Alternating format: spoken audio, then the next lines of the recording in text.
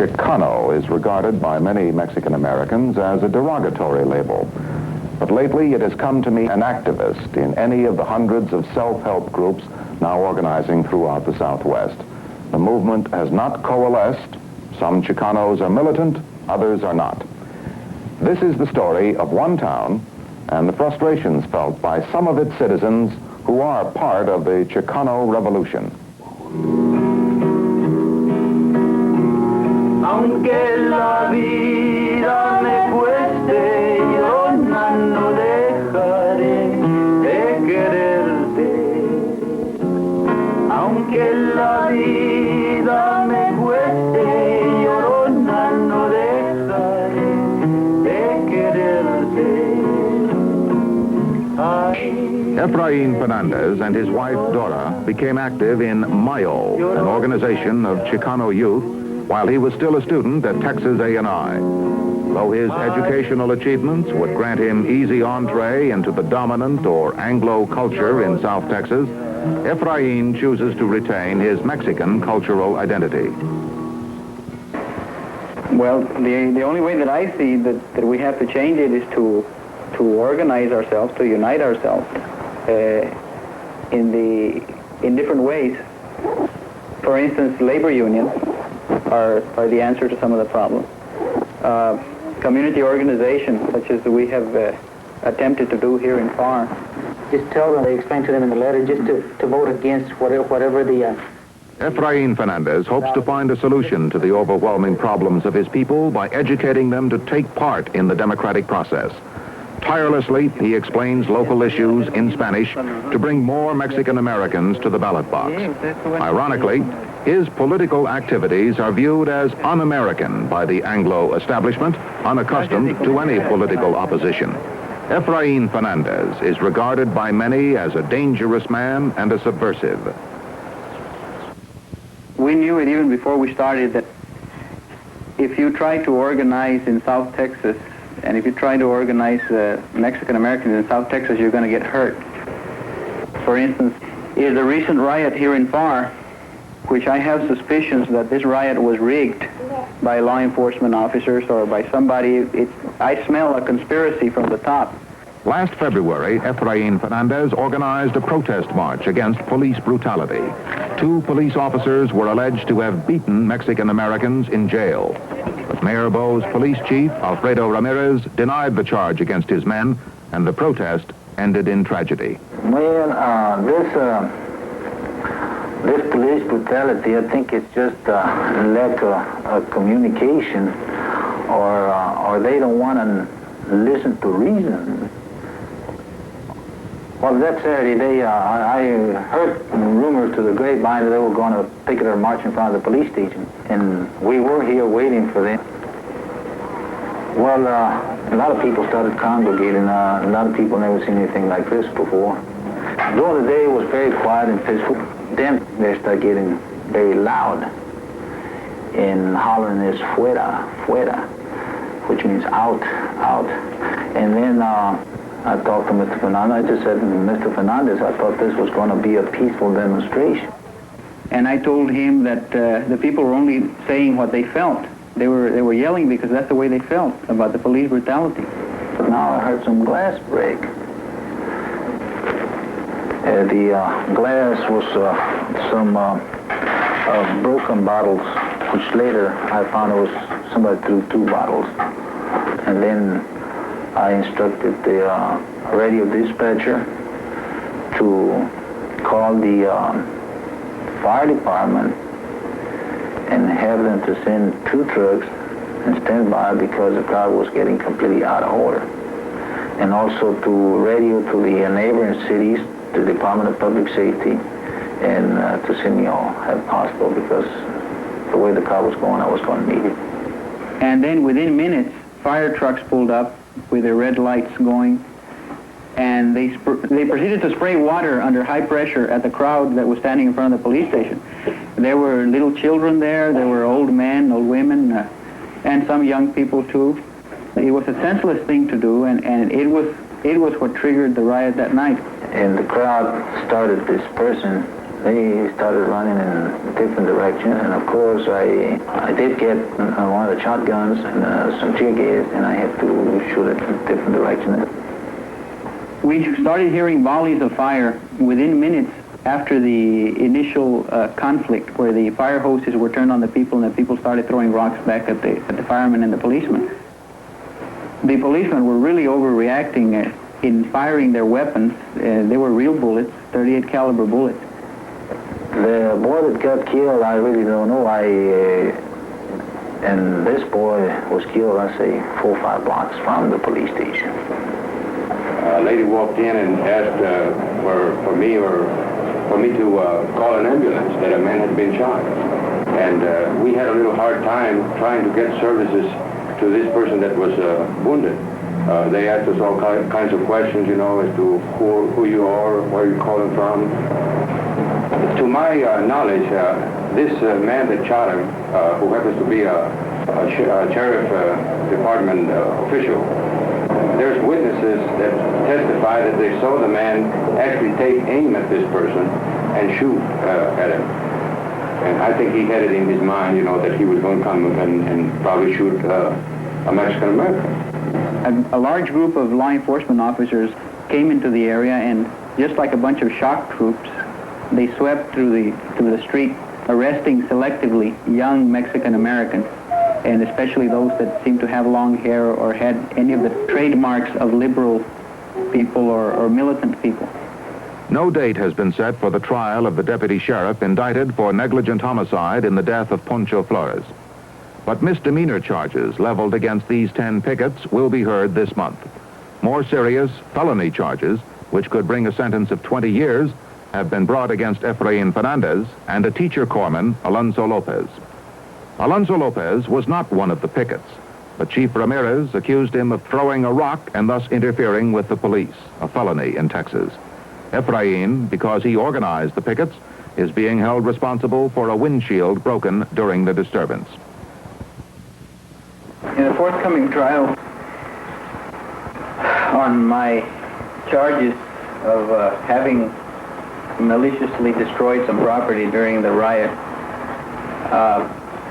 I'm very apprehensive. The jury that indicted me, for instance, there were no migrants in it, there were no poor people in it. There were maybe 4 or 5 middle-class Mexican Americans.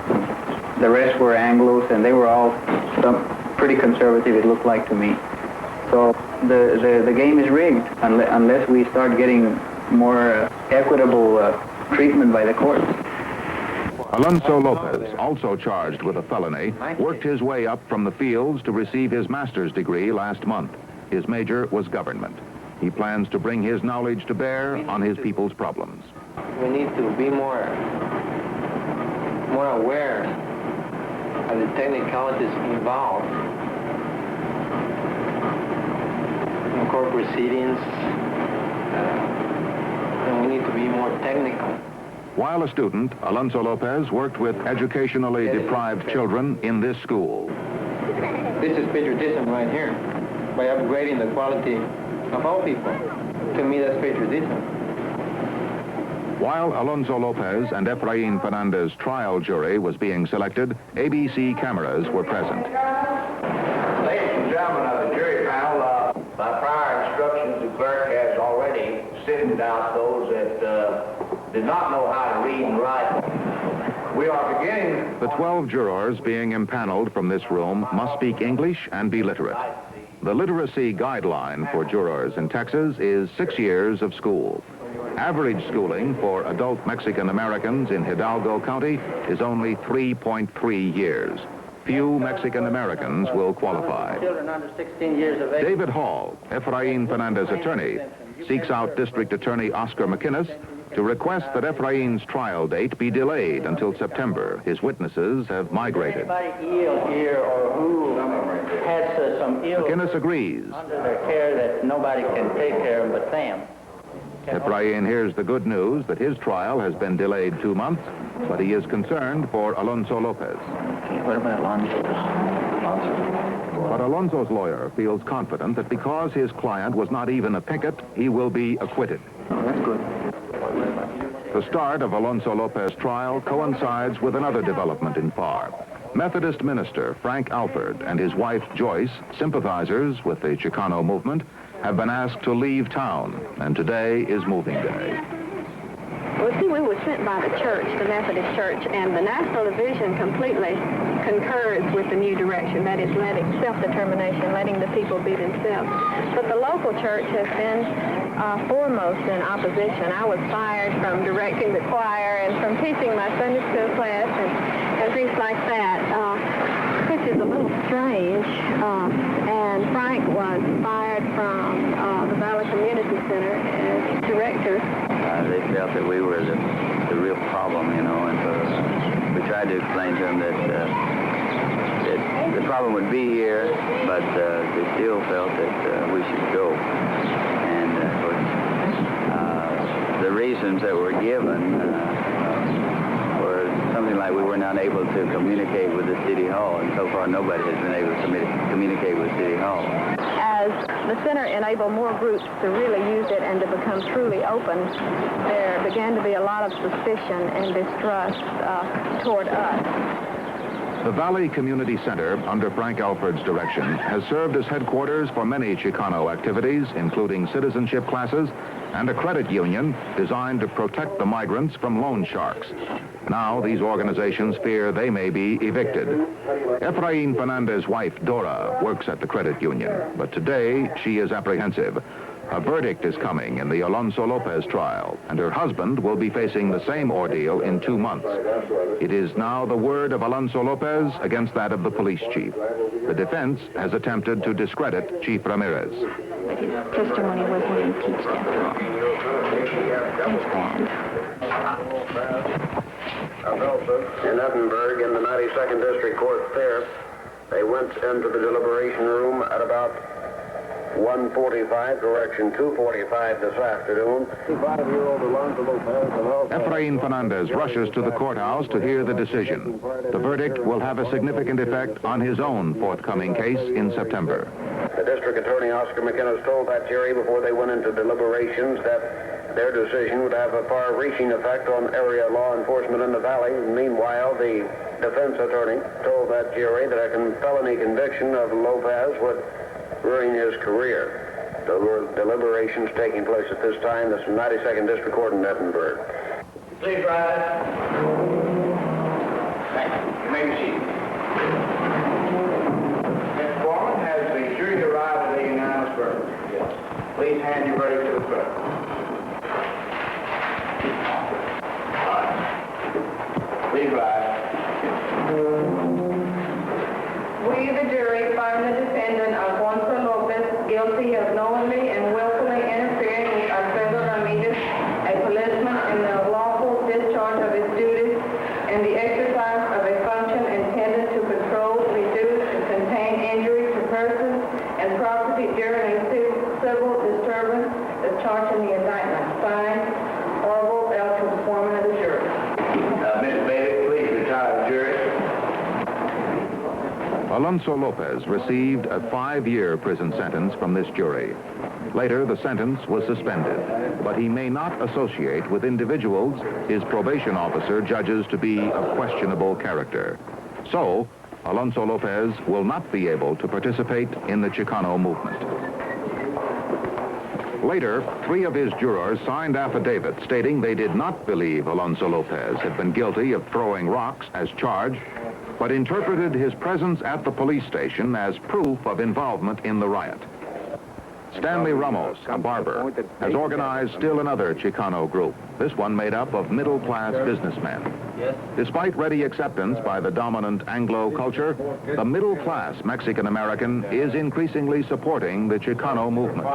The reason for forming this committee, the intentions behind it, or the purpose behind this committee.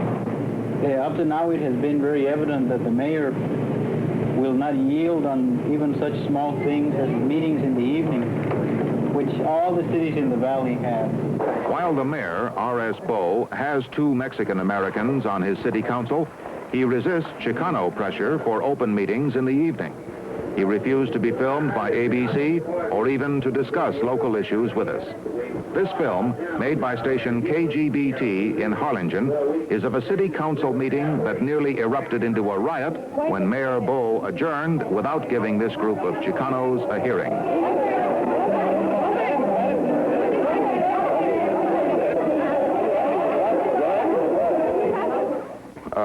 It's being classified as militant by various people, but I don't consider this to be militant. If trying to look for justice and democracy in our country is considered to be militant, then I'm all for being militant. The Chicano movement, like the Puerto Ricans, is still embryonic, and like the blacks, is as yet uncommitted to a single philosophy. Granted justice and the right to participate in the American dream, most Mexican Americans may remain non-militant. If not, the Chicanos may well look to other countries, specifically Cuba, for help and guidance.